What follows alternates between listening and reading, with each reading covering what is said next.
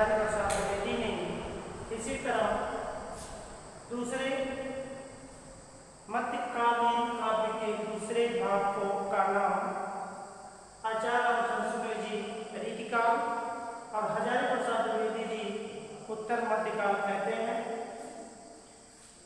पूर्व मध्यकाल या भक्तिकाल का जो समय है वो संवत 1375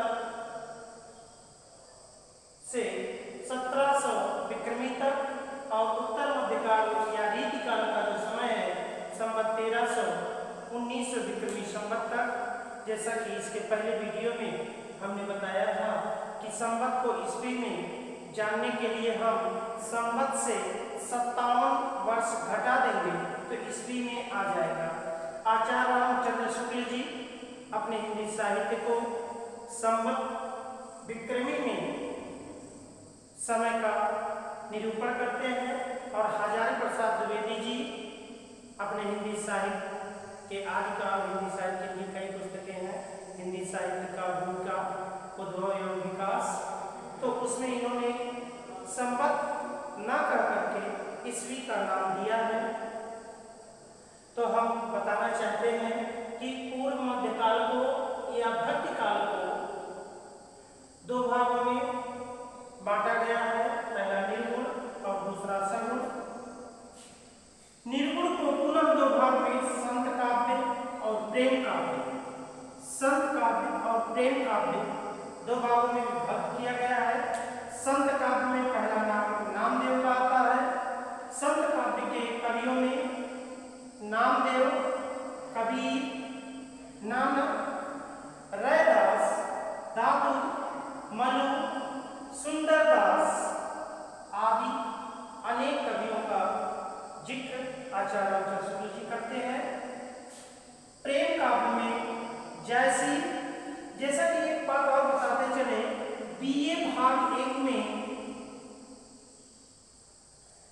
कबीर, संत काव्य में कबीर का हमें संपूर्ण अध्ययन करना है और प्रेम काव्य में जायसी का और राम काव्य में तुलसी का और कृष्ण काव्य में सूर का और रीतिबद्ध में केशवदास, रीत सिद्ध में बिहारी लाल और रीत मुक्त में धनानंद का अध्ययन हम बीए भाग 1 प्रथम प्रश्न पत्र के रूप में इन कवियों के विस्तृत अध्ययन करते हैं। संत काव्य में हमने बताया, प्रेम काव्य एक बात है। संत काव्य क्या है? जो संतों की भाषा रही, जैसा कि हमारे हिंदी साहित्य में ये आदिकाल से हिंदी साहित्य की जो परंपराएं बनी हैं, जो आप पहले नाम सुना होगा, हिंदी साहित्य, हिंदी का जो आज का जो रूप आया है, ये कुछ लोग कहते भी हैं कि हिंदी की जननी संस्कृत है, लेकिन इसका एक क्रम है। सबसे पहले हिंदी के अगर हम पिछले क्रमों में चले तो सबसे पहले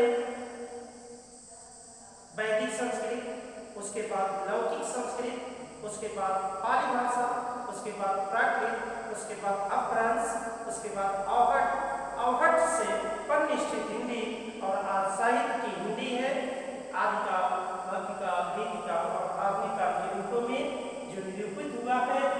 अब इसमें संत का जो परिनिष्ठित भाषा, जैसे कबीर की बात करें तो कबीर की जो भाषा थी वो पंचमेल खिचड़ी, आचार्य रामचंद्र शुक्ल ने इसे सदुपरी भाषा भी कहा। पंचमेल खिचड़ी कहने वाले बाबू श्याम सुंदरदास जी हैं। हजारी प्रसाद द्विवेदी जी कबीरदास की भाषा को बाड़ी का डिक्टेटर कहते हैं। तो इस तरह संतों की भाषा मिली जुली खिचड़ी भाषा कह सकते हैं। और प्रेम काव्य की जो भाषा थी वो अवधि हुई है। राम काव्य जो इसके बाद भक्तिकाल को निर्गुण और सगुण में राम भक्ति काव्य या राम काव्य और कृष्ण भक्ति शाखा या कृष्ण काव्य के नाम से हम जानते हैं।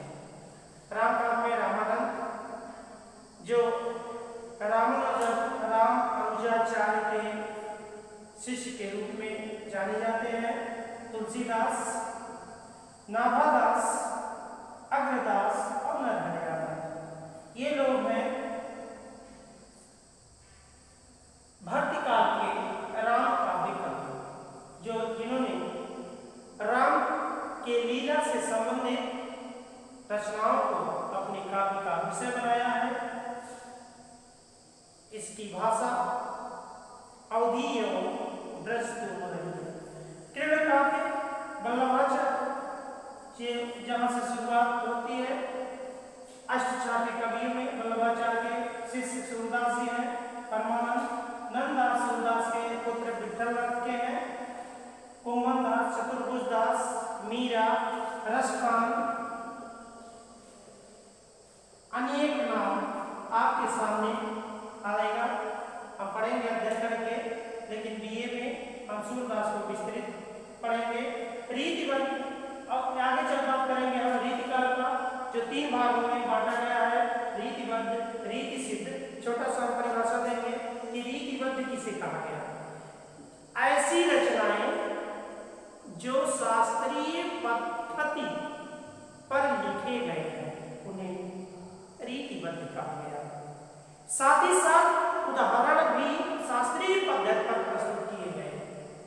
इन कवियों को आचार्य कवि भी कहा जाता है। इसमें चिंतामणि, मतिराम, केशवदास, कुलपत मिश्र, देव और बिहारीदास नाम आते हैं।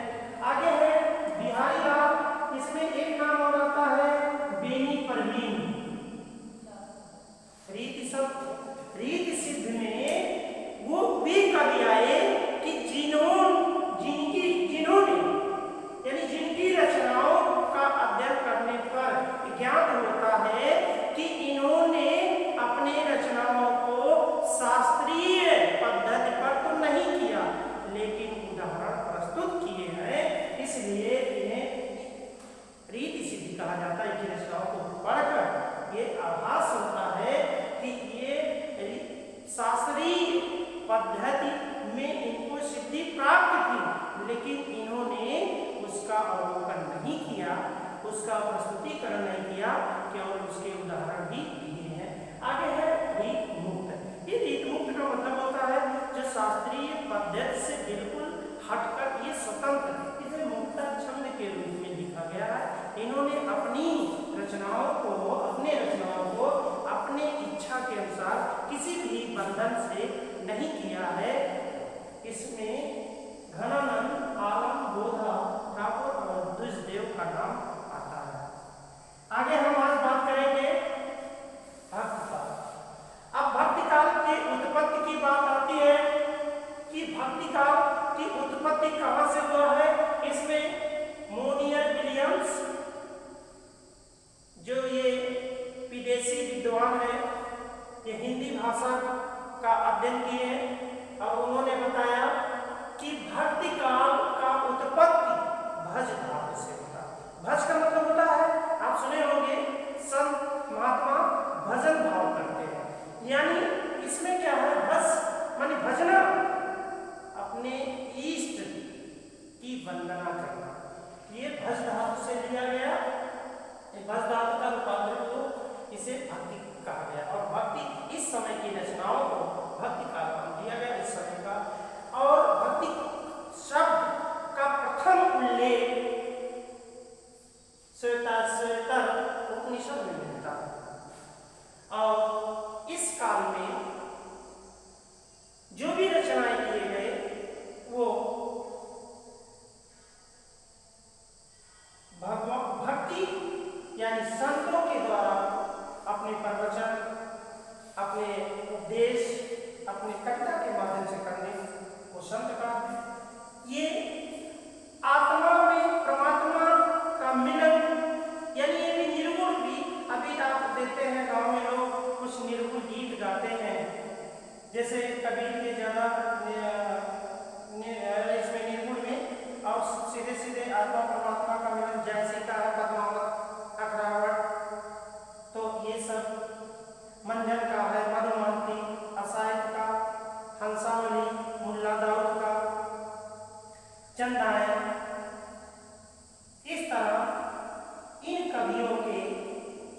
जो कविताएं मुस्लिम कवियों ने हिंदू घरानों से जो कहानियों को लेकर अपने परमात्मा और आत्मा के मिलन का यानी अपने इष्ट की जो वंदना अपनी कहानी कविता के माध्यम से प्रस्तुत किया, उसे प्रेम काव्य नाम दिया गया।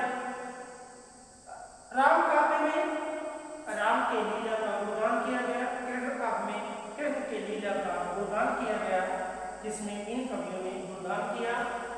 आगे इस युग में यानी भक्ति काल में कुछ प्रवृत्तियां रही, जैसे ईश्वर के प्रति उत्कट प्रेम।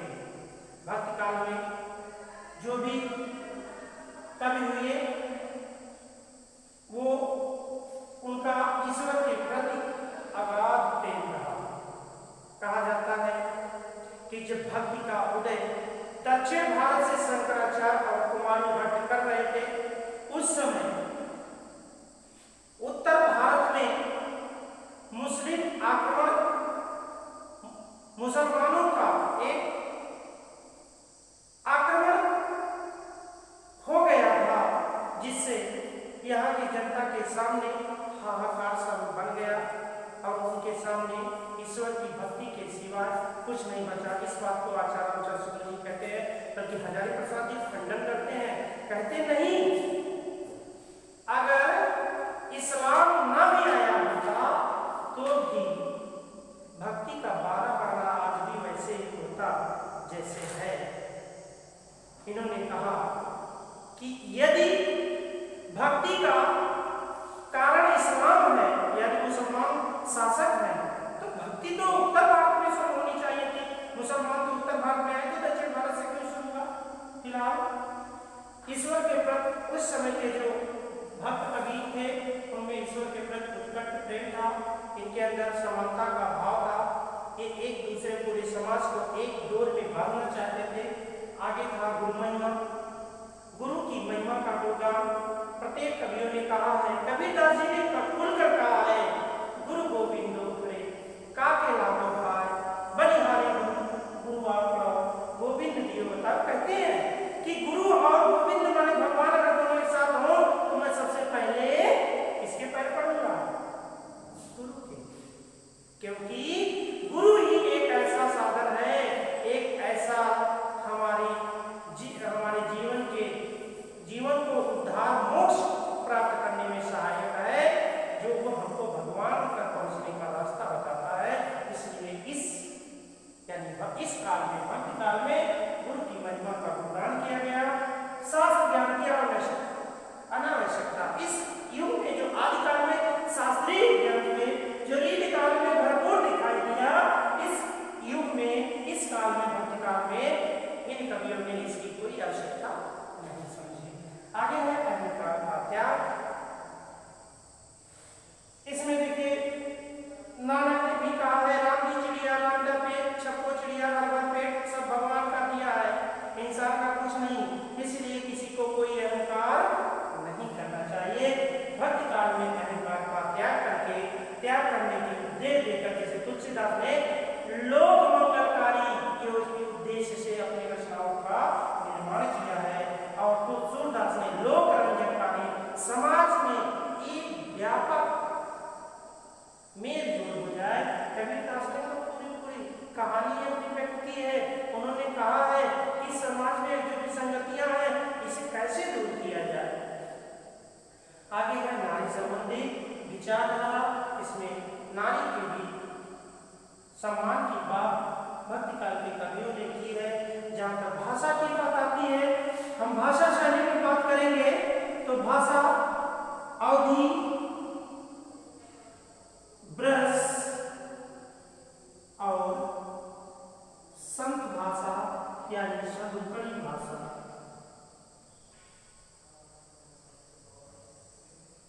भाषा का योजना बनाई गई भक्ति काल में। अब हम इसी बात के साथ अपनी बात समाप्त करते हैं। आगे अगली वीडियो में हम फिर कल लेकर प्रस्तुत होंगे भक्ति काल। आज हमने प्रवृत्तियां बताई है।